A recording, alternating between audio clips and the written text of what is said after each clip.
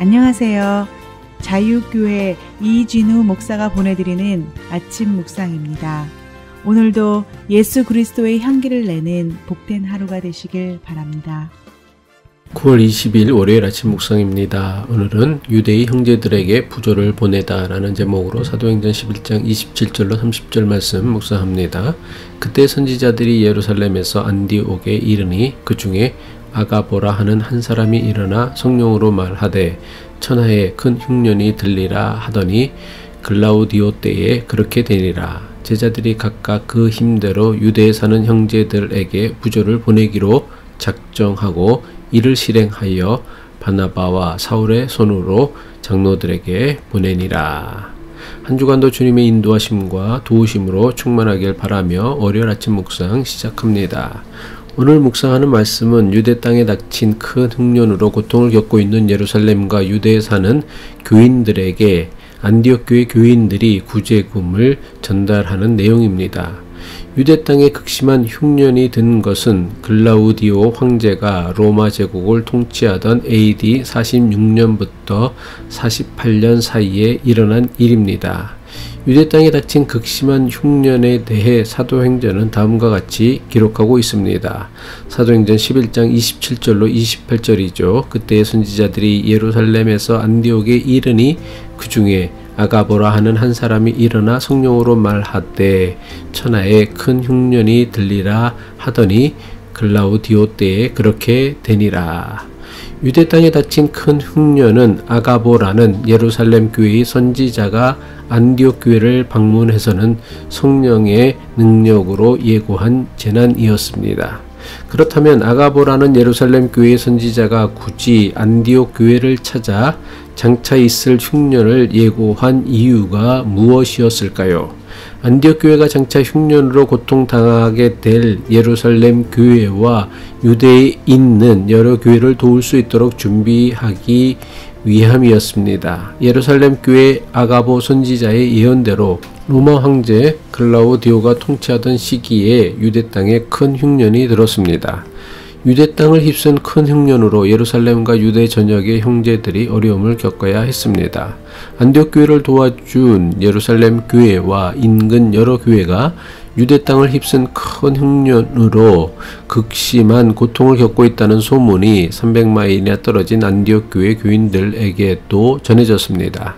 안디옥 교회는 예루살렘 교회가 흉년으로 어려움을 겪고 있다는 소식을 듣고는 즉시 예루살렘 교회를 돕기 위해 부조를 보내기로 작정합니다. 사도행전 11장 29절이죠. 제자들이 각각 그 힘대로 유대에 사는 형제들에게 부조를 보내기로 작정하고, 우리말 개역개정 성경이 부조라고 번역한 단어의 헬라어 원문을 보면 디아코니아입니다.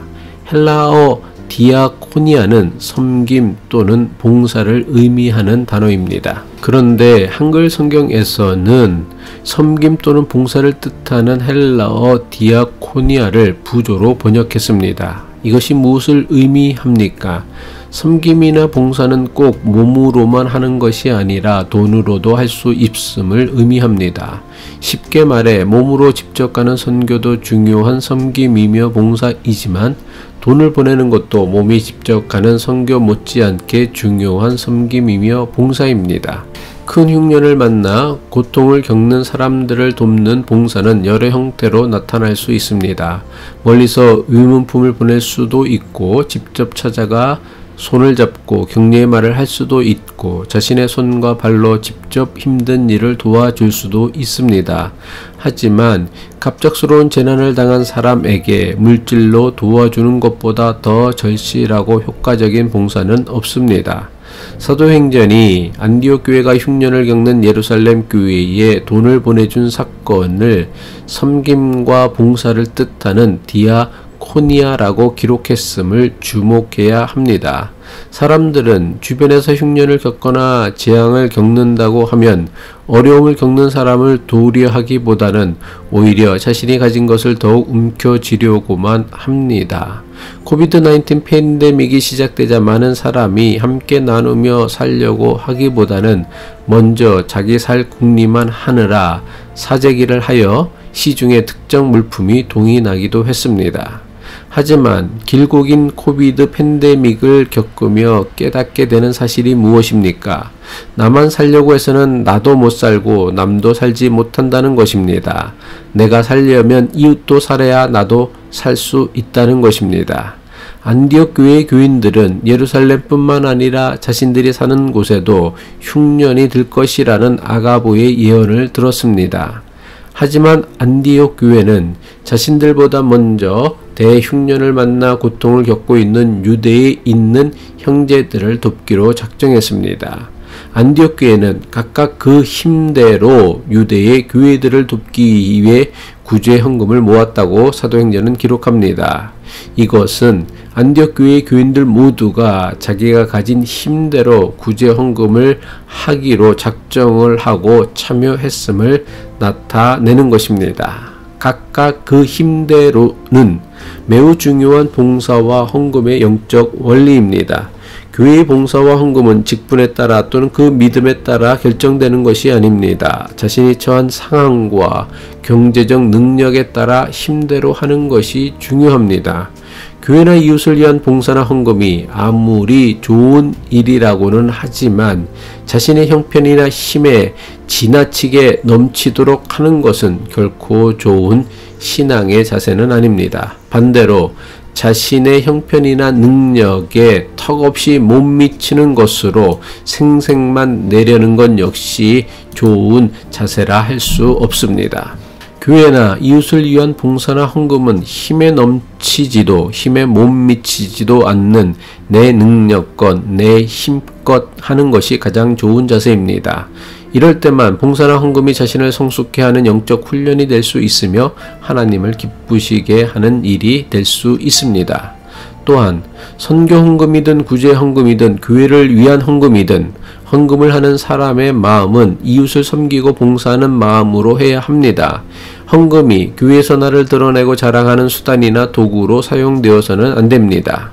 안디옥 교회가 흉년으로 고통을 겪는 예루살렘과 유대의 교회를 돕기 위해 구제 헌금을 보낸 것은 교회가 세상과 어떻게 다른가를 보여주는 매우 중요한 사건입니다. 예수를 그리스도로 믿는 사람이 세상 사람들과 달라야 하는 가장 중요한 모습 가운데 하나는 빚진 자의 마음으로 다른 사람을 섬기며 사는 것입니다.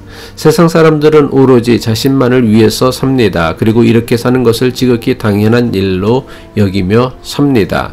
심지어 자기 욕심을 채우기 위해서라면 다른 사람의 것을 빼앗으며 사는 것도 당연한 일처럼 여깁니다. 하지만 예수 그리스도를 통해 값없이 주시는 은혜를 얻은 그리스도인은 값없이 받았으니 값없이 나누고 섬기는 삶을 사는 사람들이어야 합니다. 예수를 믿는다고 하면서도 우리 마음에 다른 사람들을 도와주고 섬기고 싶은 마음이 들지 않는다라면 이런 사람은 아직 예수를 구세주 그리스도라 믿는 사람이 아닙니다. 기도하겠습니다. 세상을 살며 누리는 것을 당연한 내 권리라 여기기보다 값없이 주시는 하나님의 은혜와 누군가의 봉사와 희생으로 인해 얻은 것이라 여기며 빚진 자의 마음으로 내가 누리고 받은 것을 나 또한 나누고 베풀며 살아가게 하옵소서. 예수 그리스도의 이름으로 기도합니다.